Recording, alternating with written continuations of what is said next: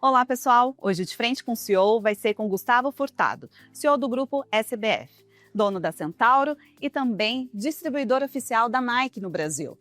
A Centauro completa 45 anos neste mês. A companhia foi criada pelo empresário Sebastião Bonfim Filho, em 1981, como uma pequena loja de calçados de esporte. Desde então, a companhia cresceu e se tornou um conglomerado de 230 lojas e uma receita bruta de 4,1 bilhões de reais. Em 2019, fez o IPO e entrou para o grupo SBF, que também possui a marca Nike no Brasil. E viemos falar com Furtado sobre trajetória profissional, lições de liderança e o futuro desse negócio bilionário do esporte em um ano de Copa do Mundo. Fica com a gente, o De Frente com o CEO começa agora.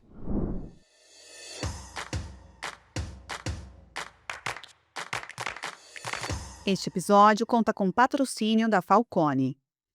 Gustavo, seja muito bem-vindo ao De Frente com o CEO. Eu que agradeço, vai ser um prazer bater esse papo com você, Lene. Isso é ótimo, muito obrigada por nos receber aqui na Casa Centauro, escritório que vocês inauguraram em janeiro desse ano, né? Tá muito bonito o espaço, parabéns.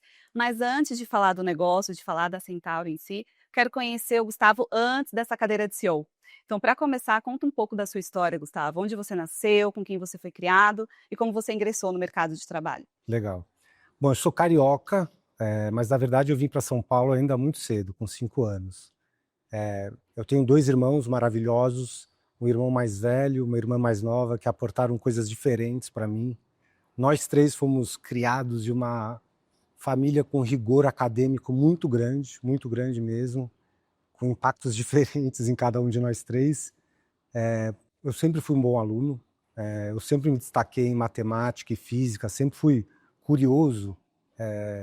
E aí, cursar engenharia parecia um caminho natural. Meu pai também era engenheiro, meu irmão também tinha entrado em engenharia, e por causa dessa facilidade com exatas, eu acabei também ingressando nesse mundo que se mostrou bastante acertado para a minha formação.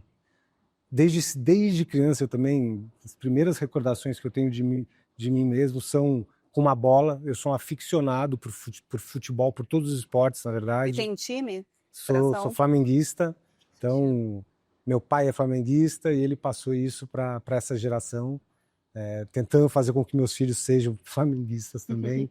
Mas eu pratiquei vários esportes ao longo da minha vida. Eu comecei com futebol, mas basquete eu joguei sério até a faculdade. Depois comecei a surfar, fazer kitesurf. Então o esporte esteve sempre presente na minha vida também. Muito bom. E você passou por diferentes empresas, né, até chegar aqui na Centauro. Passou pela Siemens, Microsoft. Em 2013 você entrou na Centauro. O que te motiva até hoje a ficar tanto tempo na mesma companhia? Essa é uma ótima pergunta. Eu acho que a coisa mais importante foi o fit cultural. Como você mencionou, eu tive várias experiências profissionais antes de entrar na Centauro e me dei conta que o fit cultural talvez seja a coisa mais importante para você performar bem numa empresa. A companhia desde sempre teve uma mentalidade inovadora, sempre foi ousada, e isso casou muito com minhas características, com o que eu queria para a minha carreira. Além disso, aqui na companhia eu sempre tive desafios onde eu pudesse usar todo o meu ferramental, e eu acho que o mais importante também é que eu sempre tive sustentação para entregar os resultados. O que é interessante é que eu vejo que muitas pessoas que acabam ficando muito tempo na mesma empresa, isso é porque teve a oportunidade de trabalhar em diferentes áreas, ter novos desafios. Isso aconteceu com você também, né? Você entrou para liderar ali uma área de tecnologia. Como foi? Qual era o seu principal desafio quando você entrou?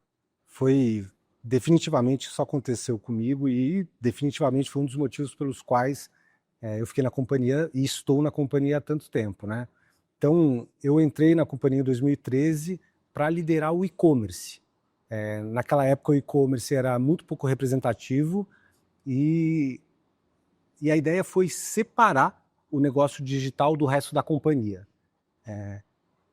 para conseguir ter oxigênio para crescer, né? Toda vez que você tem um negócio pequeno dentro de uma estrutura muito maior, às vezes você acaba não dando atenção para esse negócio. Então eu vim para liderar essa área que era pequena e nos 3 anos seguintes a área cresceu bastante, até que a gente resolveu em 2016 juntar as 2 organizações à medida que a gente mirava se tornar um varejo multicanal.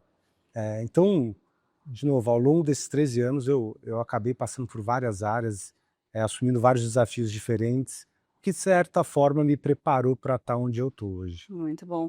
Essa parte do e-commerce eu acredito que é uma das mais estratégicas para a Centauro hoje, né, mas a gente vai falar sobre essa parte do negócio um pouquinho mais para frente. Antes disso, eu queria ouvir de você sobre o convite para ser CEO. Isso aconteceu em maio de 2025, você tomou posse em maio de 2025. Você esperava ser CEO naquele momento? Você se sentia pronto para aceitar esse convite? Olha, para falar a verdade, eu acho que ninguém nunca está pronto para assumir uma cadeira de CEO, né? Eu acho que o fato de eu ter passado aqui 13 anos facilitou bastante, né? Então, foram 13 anos que eu tive a oportunidade de conhecer a empresa, de conhecer a indústria, de conhecer os colaboradores que foram fundamentais nesse período de transição. Então, se fosse para eu assumir um CEO em algum lugar, o lugar que reunia as condições, as melhores condições seria aqui. Então, embora ninguém esteja pronto, eu acho, para assumir uma cadeira de CEO, eu acho que eu contava com o ambiente certo para assumir esse desafio. E eu vim me preparando a vida inteira para assumir esse desafio. Então, era esperado que, quando houvesse uma transição, eu seria a pessoa que assumiria o lugar do meu antecessor. Mas tem algumas habilidades que você vê, olhando assim para trás, na verdade, foram essenciais para você se tornar o líder que você é hoje, para liderar uma empresa bilionária como é a Centauro? São vários os ferramentais e, para ser bem sincero, agora que eu entrei como CEO, eu me vi obrigado a usar ferramentas que até então eu não vinha usando, né? Durante o início da sua carreira, a parte técnica é muito importante, né? Você ter profundidade, você ter conhecimento da área pela qual você é responsável, arrisco dizer que é a parte mais importante do seu trabalho. À medida que você vai ficando mais sênior, à medida que você vai subindo na organização, as ferramentas que você usa passam a ser mais soft skills, né? A comunicação passa a ser uma habilidade muito importante, a capacidade de mobilizar pessoas em torno de um objetivo comum, liderar pessoas. Então, essa parte de gestão de pessoas, gestão de time, comunicação, passam a ser essenciais à medida que você vai subindo na sua carreira. E como CEO, eu venho me deparando com coisas todo dia eu aprendo uma coisa nova, mas eu acho que tem um caráter institucional, né, que eu passei a assumir. Eu costumo dizer que a responsabilidade agora, eu não represento só a mim, eu represento todos os colaboradores, eu represento os acionistas, eu represento o conselho. Então existe um senso de responsabilidade muito maior, além, né, das responsabilidades, das demandas que são novas e são muitas. Muito bom. Agora falando um pouquinho da sua rotina como CEO, estamos aqui na Casa Centauro, esse escritório de 9.000 metros quadrados, né, um escritório novo. Como é a sua rotina? Você vem todos os dias para cá? Você também vai até as lojas, no varejo, enfim, como é que funciona a sua rotina como CEO? Bom, eu me divido bastante, né? Então, o Grupo SBF tem hoje duas empresas, a Centauro e a Fisia, que é a distribuidora oficial dos produtos Nike no Brasil. Então, eu passo metade do meu tempo aqui, na Casa Centauro, e a outra metade no outro prédio, onde estão as estruturas corporativas e da Fisia. Além disso, eu reservo uma parte importante do meu tempo também para visitar as lojas. Varejo, você precisa ter o pulso da operação, você precisa estar na loja, você precisa ver como as decisões que a gente toma lá na parte corporativa se materializam na loja, né? Eu acho que para você conseguir manter um varejo saudável, é fundamental que seu time visite as lojas, né? E a gente leva isso aqui muito a sério. Esse novo escritório aqui, ele também está trabalhando com o bem-estar dos funcionários, por acaso? Essa é uma das apostas que vocês estão fazendo? Até porque vocês trabalham com isso também, né? Os produtos de vocês oferecem isso. Olha, é engraçado, porque toda vez que eu entrevistava um candidato e eu perguntava para ele por que você resolveu vir se candidatar a essa vaga, a grande maioria das pessoas falam porque eu adoro esporte. E a gente é uma empresa de esporte, né?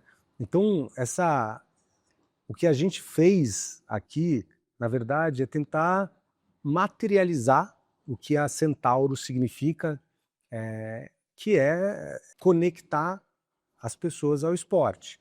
E isso passa por a gente ter uma academia, a gente tem quadras, a gente tem uma sala de descompressão. Então a ideia foi não só dar essa possibilidade das pessoas praticarem esporte, porque isso realmente faz parte do nosso DNA, mas a gente reservou também salas para ser legal trabalhar. Para mim é super importante. As pessoas têm que gostar de vir trabalhar. E eu acho que saúde mental, eu acho que cada vez mais a gente dá nome para as coisas, né? Mas sempre foi uma prioridade do grupo. Essa empresa sempre prezou pela saúde mental dos seus funcionários e a gente vai continuar prezando. Muito bom. E a nova norma NR1 deve entrar em vigor em maio desse ano, né? Vocês estão preparados para receber essa norma e atender a toda essa norma, tudo que ela está exigindo hoje, né, do A gente está mercado? super preparado. A gente não precisa fazer absolutamente mais nada. Se a norma entrasse em vigor agora, a gente já estaria preparado para cumprir com todos os requisitos. Bom, vamos falar agora um pouquinho de negócios, Gustavo, até porque a Centauro está completando 45 anos neste mês. E é uma empresa de 4 bilhões em faturamento, mais de 200 lojas. O que fez essa companhia chegar tão longe no Brasil? Olha, eu acho que duas características foram fundamentais, né, para a gente trilhar esse caminho.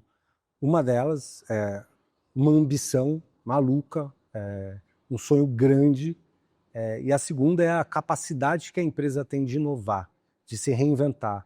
E ao longo da nossa trajetória foram vários os momentos que a gente se reinventou. Eu acho que se eu fosse mencionar 3 momentos que foram divisores de água para a companhia, eu acho que o mais marcante foi a criação desse modelo que a gente chama de Mega Store. Então, lá nos anos 2000, as lojas de esporte, não existia uma loja de esporte desse tamanho, e o Bonfim botou um projeto, desenhou o projeto, ele mesmo, botou debaixo do braço e bateu na porta de todos os shoppings apresentando esse projeto. E, finalmente, o empreendedor resolveu dar a oportunidade e a loja foi um sucesso. E de lá para cá, a gente veio abrindo esse modelo que se mostrou um modelo muito vencedor. Eu acho que um outro divisor de águas foi a multicanalidade. A gente foi um dos primeiros varejistas a mergulhar de cabeça nisso. Então, hoje, a jornada dos nossos clientes é completamente multicanal. Mais de 30% dos pedidos que são feitos no site são enviados ou retirados da loja. 5% da venda da loja são entregues pelos produtos que estão no site. Então, hoje é quase que indissociável uma operação da outra. Eu acho que a última inovação, que também foi super importante e foi mais recente, foi o que a gente fez em cima desse modelo que já era super vencedor, da Mega Store, né? Que é o que a gente apelidou de G5, que foi uma releitura da loja, né? Assim, a gente manteve os conceitos principais, mas a gente trouxe elementos novos e, mais uma vez, foi super bem sucedido. E a companhia veio fazendo isso ao longo do tempo, né? Então, combinando essa ambição gigante com essa capacidade de inovar, de se reinventar, eu acho que isso que foi fundamental para a empresa chegar onde chegou. Muito bom. O e-commerce, como você falou no início, né? Super importante para a empresa hoje, 30% do faturamento, é Hoje, isso? 25% 25%. da companhia vem de e-commerce. Mas muita coisa, É né? bastante. E como fica o papel da loja física nesse negócio, numa era cada vez mais digital? Uma pergunta super importante, porque, primeiro, a loja física ela tem um papel fundamental na nova jornada de consumo dos clientes, né? Que não é mais no digital, não é mais na loja. Hoje os clientes, a jornada de compra do cliente, ela passa por vários lugares. Então, permitir que o cliente compre online, retire da loja, permitir que o cliente compre online e venha trocar os produtos na loja, passou a ser uma condição sine qua non. Mas eu acho que tem 2 elementos que são super importantes e que faz da loja física ter um papel tão central. Acho que o primeiro deles é que a loja física diz quem a gente é. A loja física é a maior materialização da nossa marca. E a gente acredita que a loja física tem um papel fundamental para criar conexão emocional com os clientes, sabe? Porque no final do dia é sobre isso. É sobre se conectar emocionalmente com a pessoa. A Não experiência, né? Exatamente, a gente não pode ter uma relação transacional com as pessoas. Então eu acho que a loja física cumpre esse papel, que é tão difícil no digital. Mas na loja física eu acho É tão legal quando a gente vai aos domingos, eu vou aos domingos à loja, eu vejo aquelas crianças correndo na pista, jogando bola. Eu tenho certeza que se daqui, e a gente faz muito isso, né? Quando a gente tem os focus group e a gente traz clientes nossos para contar sobre a experiência, muitos deles trazem, pô, eu me lembro da minha infância, quando eu ia com meu pai jogar bola na Centauro. Essa pessoa criou uma conexão emocional e é o que faz dela continuar sendo os nossos clientes. Então, acho que a loja física tem um papel fundamental na nossa estratégia. Muito bom, e a experiência começa até no chão aqui da É. Centauro, algo muito tradicional, né, que realmente criou essa marca aí no mercado. Agora falando um pouco de parceria, tem a Fisia, a distribuidora, né, vocês se tornaram distribuidores oficiais da Nike no Brasil. O quanto isso foi estratégico para a empresa e o que mudou no posicionamento do grupo? Eu acho que a primeira coisa que é importante dizer é que ter sido escolhido pela Nike, a maior empresa de artigos esportivos do mundo, uma das maiores marcas do mundo, para ser a empresa que seria responsável por distribuir os produtos Nike no Brasil, foi um motivo muito grande de orgulho, né? As pessoas, todo mundo que trabalhava aqui se sentiu muito orgulhoso. Foi uma chancela de que tudo que a gente fazia realmente fazia sentido, né? Então, quando a gente adquiriu essa operação, o nosso escopo aumentou bastante, né? Então, a gente trouxe novas linhas de receita, às quais a gente não tinha acesso antes. A gente trouxe novas competências para a companhia. Então, a Centauro era um varejista e a Fisia passou a ser uma indústria que precisa desenvolver marca, que tem um canal de atacado, mas que tem loja com uma outra proposta de valor.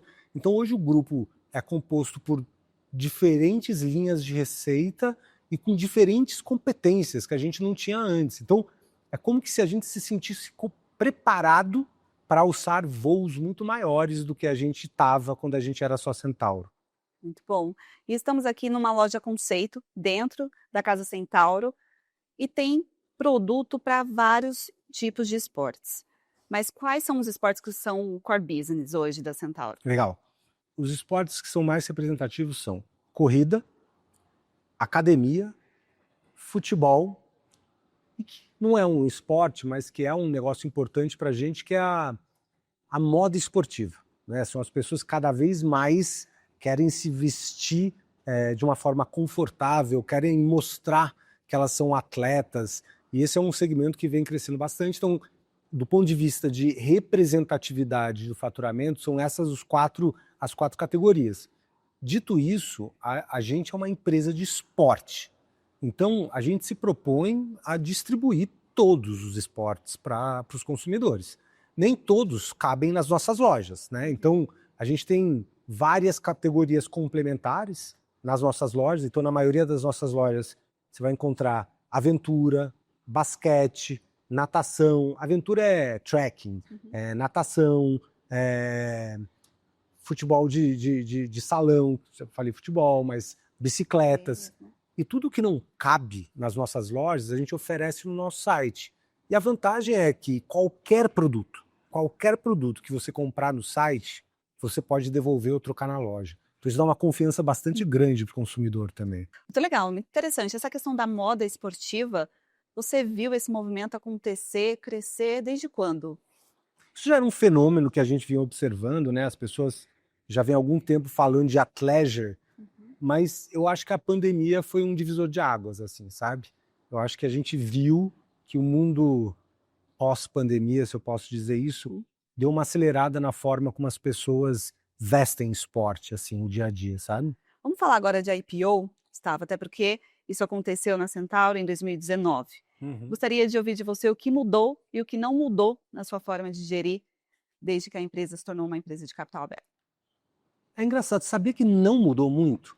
Porque a empresa já vinha passando por um processo de profissionalização já há bastante tempo. A empresa já tinha um conselho de administração instaurado, já tinha uma governança muito bem instituída. Então, eu acho que o que aconteceu foi claro. Quando você abre capital, você cria uma nova camada burocrática, mas do ponto de vista de gestão da companhia, eu acho que os mecanismos já estavam muito estabelecidos, assim, sabe? Então, a gente passou a ter outros acionistas, né? E a gente passou a ter obrigações com outros acionistas. Então, a gente criou novas áreas, a gente se preparou para atender com todas as normas necessárias, mas do ponto de vista de gestão, de orientação a resultado, acho que a gente já estava muito preparado para abrir capital. Muito bom. Falando de resultado agora, em 2025 vocês cresceram 13% em comparação a 2024, né? Chegando a uma receita de 4,1 bilhões. O que foi essencial para esse crescimento? Eu acho que a Centauro foi o grande motor de crescimento do grupo nesse ano de 2025. E aí foram várias as ações que a gente tomou. Nos últimos 2 anos, a gente passou por uma fase de desalavancagem, né? A gente se viu numa situação não muito confortável e a gente fez um plano para desalavancar a companhia. E a gente fechou o ano de 2024 com um balanço muito confortável e a gente percebeu que a gente precisava mudar a marcha, assim, sabe? A gente precisava entrar num novo ciclo de crescimento.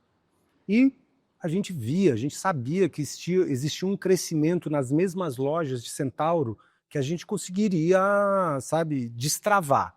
E, inclusive, a gente lançou esse plano que ficou conhecido internamente como Destrava, para destravar o crescimento das lojas Centauro. Então, a primeira coisa que a gente fez foi a gente fortalecer o nosso time comercial, né, o time que efetivamente escolhe produtos, se relaciona com os fornecedores, compra os produtos, gere a categoria. Então a gente reforçou essa estrutura, a gente contratou atletas para a loja, então tanto vendedores como o pessoal de assistente de loja, a gente reforçou bastante o time de loja e a gente começou também a reformar lojas.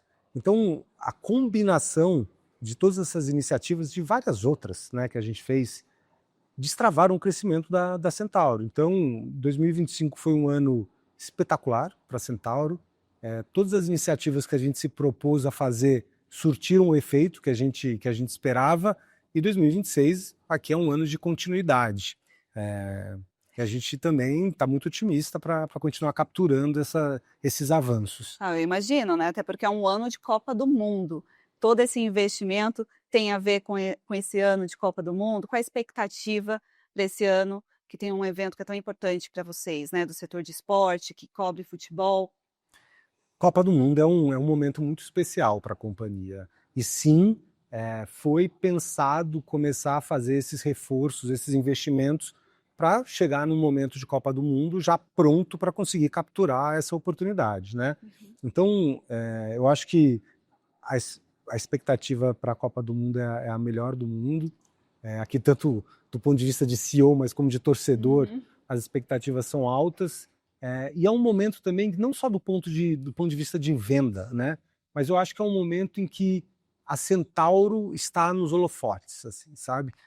Eu acho muito natural que o consumidor, quando pense em comprar uma camisa do Brasil, lembre da Centauro, sabe? Então, essa é a coisa mais importante para a gente, que o consumidor, quando precisa de alguma coisa, se lembra que a Centauro tem para oferecer. Então, esse é um momento super importante. A cada 4 anos, a gente se vale desse holofote para reforçar ainda mais a nossa presença, a nossa marca, atendendo da melhor maneira o consumidor. Mas é um ano que vai ter também eleições, né? É um ano de Isso vai eleições. impactar o varejo de alguma forma? Qual a sua expectativa como CEO? Olha, como a gente é um varejo esportivo, a gente tomou algumas iniciativas no ano passado e a gente tem um calendário esportivo bastante favorável, né? Então, é difícil você predizer qualquer coisa. Então, eu diria, de uma forma resumida, que a gente está conservadoramente otimista. Mas é difícil antecipar o que vai acontecer com as eleições. A gente precisa estar pronto para o que der e vier. Muito bom. Bom, falando ainda de novidade, o que a gente pode esperar de novidade da Centauro esse ano? Uma parceria, expansão, o que você pode trazer para a gente? Então, primeira coisa vai ser a melhor execução de Copa do Mundo que a Centauro já fez na história. Então, se hoje vocês forem visitar qualquer loja da Centauro, vocês vão perceber a presença do futebol, a presença das seleções, a presença da nossa camisa da seleção brasileira, que ficou incrível. Então, esse ano a execução de Copa do Mundo vai ser incrível. Além disso, a gente vem com esse plano de reformar lojas, né? E nesse ano a gente tem uma esteira de reforma de lojas bastante agressivo. Então a ideia é que ao final de 2 anos, assim, todas as nossas lojas estejam reformadas e à altura para receber os nossos consumidores. Gustavo, nosso tempo está acabando, por isso que a gente está indo para o nosso último bloco, que é sobre lições de liderança. Uhum. E vamos começar ouvindo o seu maior desafio como CEO. Sei que não faz nem um ano ainda, vai fazer um ano agora em maio, né? Uhum. Mas qual foi o seu maior desafio até agora? Vamos por partes, né? Eu acho que o primeiro desafio foi o período de transição, né? Eu acho que essa troca de CEO, ela pode ser bastante complexa em todas as organizações, né? Então, eu acho que o período de transição foi muito bem sucedido, né? Eu acho que foi fundamental o apoio do próprio Pedro, né? O Pedro era meu antecessor, que ainda faz parte do Conselho de Administração. Os meus pares, até então eram meus pares, mas eles apoiaram a minha nomeação e se mostraram super receptivos às novas ideias. Os próprios colaboradores, né? O fato de eu ter trabalhado aqui por 13 anos antes de assumir como CEO, eu fui muito apoiado pelo time. Então, acho que o primeiro grande desafio foi essa transição. Eu acho que o segundo grande desafio foi dar quase que um cavalo de pau na companhia, né? A gente vinha na rota de redução de custo, de desalavancagem, e de repente você tem que voltar para um momento de crescimento. E essas guinadas bruscas, elas são complicadas em empresas grandes, né? Então, conseguir comunicar essa visão, articular essa visão, reunir um time de alta performance que pudesse transformar essa visão em métricas mensuráveis, eu acho que foi o maior desafio, né? Porque eu tinha acabado de entrar como CEO e mudar a rota é sempre muito desafiador. E eu acho que 2025, a gente mencionou, né? Foi um ano muito, muito bem sucedido. Eu acho que o desafio para esse ano é continuar, é de continuidade. Conseguir capturar ainda mais os frutos das iniciativas que a gente fez em 2025. Ainda sempre tem iniciativas por virem, mas eu acho que a 2026 é isso. E falando em desafio, tem também os desafios pessoais. Uma curiosidade aqui, como é que você equilibra a sua vida pessoal, profissional? Faz algum esporte? Vai parecer meio clichê o que eu vou falar, mas de fato aconteceu. Recentemente eu fiz uma resolução, um trato comigo mesmo, de que, a coisa mais importante para mim é minha saúde física e minha saúde mental. Não existe possibilidade de eu fazer um bom trabalho se eu não estiver equilibrado emocionalmente e essas coisas se misturam, né? E aí o segundo componente é trabalho, né? Muita gente fala família, mas se eu não for bem sucedido no trabalho, eu não vou conseguir atender as necessidades da minha família.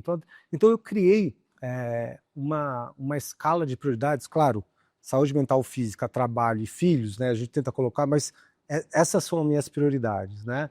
Então, atividade física eu reservo as primeiras horas da manhã, que são as únicas horas que são minhas, e eu tento estar em casa para conviver com os meus filhos.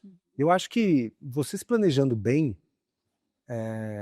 você consegue atender essas 3 prioridades muito bem, sabe? Eu acho que é até esperado de um líder atualmente. Eu lembro quando eu comecei a minha carreira, todos os líderes eram super workaholics.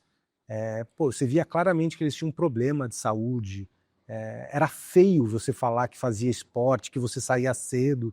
Eu acho que hoje não existe mais isso, né? Eu acho que essa nova geração quer olhar para os líderes e ver que, o pessoal tem uma vida equilibrada, o pessoal faz esporte, o pessoal faz o que realmente eles falam, sabe? Então, eu acho que essas 3 prioridades eu tenho sido bem sucedido em conseguir conciliar.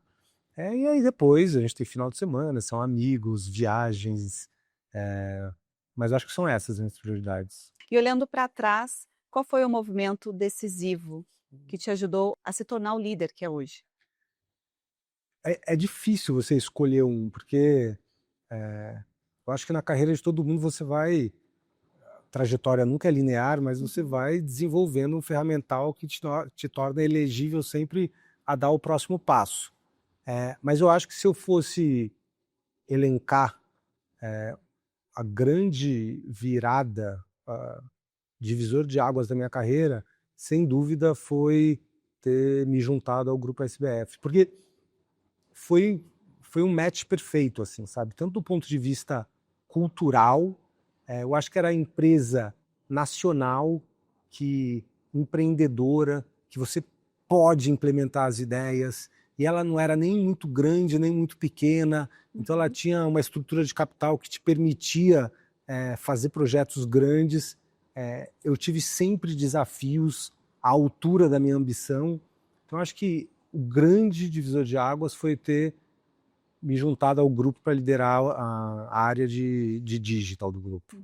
E no fim do dia, você chegou a comentar muito essa característica de workaholic, dos líderes atrás. Tem líderes ainda que são assim também, né? Mas no fim do dia, qual a característica que faz um profissional ser um bom CEO? Uma boa pergunta, e aqui é um depoimento pessoal, né? Porque quem sou eu para dar a receita de bolo de como que é um bom CEO? Mas assim, a forma como eu organizo um bom CEO deveria ser capaz de estabelecer e articular e engajar as pessoas em torno de uma missão inspiradora e efetiva, de conseguir atrair, reter e engajar times de alta performance, que são os que traduzem essa missão, essa visão em planos concretos. Um bom CEO é aquele que mantém um bom relacionamento com todos os interlocutores, que são os mais variados. Eu acho que é uma pessoa, do ponto de vista, que tem que se manter humilde, tem que escutar. Eu acho que teve 2 conselhos que foram super importantes para mim, que parecem bobos, mas que foram meio que determinantes na minha carreira, né? Eu sempre fui uma pessoa muito orientada a objetivos, muito disciplinada, e eu lembro que eu não vou dar nomes, porque eu não fui autorizado, mas eu tive um líder que ele começou a sessão de feedback assim, falou assim: Gustavo, você não pode ser uma pessoa tão amarga, você tem que sorrir, o sorriso é grátis. E aquele negócio desceu quadrado assim, sabe, amargo. Cara, é tão importante você sorrir, você andar por aí sorrindo, assim, sabe? As pessoas, muitas vezes é o que elas têm dos líderes, assim, sabe? E um outro conselho que eu tive, também meio esotérico, assim, foi um líder que falou para mim. Eu sempre fui muito determinado para entregar meus objetivos individuais. E ele falou um negócio que também desceu quadrado, que é, cara, dá mais, quase que dá mais para o universo que você vai receber. Depois eu coloquei carne ao redor desse conselho, mas foi, sabe, foram 2 mudanças individuais que eu fiz que foram muito importantes, sabe? Parecem bobas, mas que foram muito importantes para me tornar a pessoa que eu sou. Acho que é isso, é uma combinação de habilidades hard com algumas habilidades mais soft. Muito bom. O líder acaba sendo um espelho do funcionário, do negócio ali, né? Se o negócio vai bem ou não, o líder acaba espelhando isso, pelo menos na cabeça de muitos funcionários, né? Exato. E para fechar a nossa entrevista, qual o legado Gustavo Furtado quer deixar como CEO? Eu acho que existe o legado de negócio, né? Um legado de crescimento, um legado de ter pego um negócio que, na verdade, já é um negócio incrível, né? Eu acho que o desafio também é entrar num lugar com tanta história, com tanto legado, então eu não tenho nem a vontade de criar o meu legado, né? De dar continuidade para o legado dessa companhia que é espetacular. Mas eu acho que uma das coisas mais importantes para mim vai ser o que eu vou deixar nas pessoas, assim, sabe? Das pessoas olharem e falar, pô, foi um líder que, tudo bem, entregou tudo que entregou, mas foi um líder para quem eu gostei de trabalhar, com quem eu gostei de colaborar, isso realmente para mim é importante. É importante para mim que as pessoas gostem de trabalhar onde elas trabalham, assim, sabe? Eu lembro que eu falei pro meu time, assim, cara, se for para não ser legal, eu não topo, assim, sabe? Se for para trabalhar num lugar que a gente não goste um do outro, que não goste de vir para cá, eu não topo. Então, acho que essa parte para mim é bem importante, além de dar continuidade a esse legado dessa empresa que está completando 45 anos de existência, que se reinventou, que inovou, e que eu acho que o meu papel é dar continuidade a esse legado. Gustavo, nosso tempo acabou, mas muito obrigada por nos receber aqui na Casa Centauro, compartilhar um pouco da sua história, um pouco dos negócios também, e aproveito para desejar muito sucesso para todo o time da Centauro, que completa 45 anos neste ano. Muito obrigado, foi um prazer bater esse papo com você. Foi ótimo, vida longa para Centauro. E para você que nos acompanhou até aqui, muito obrigada pela sua audiência e espero você no próximo De Frente com o CEO. Até lá!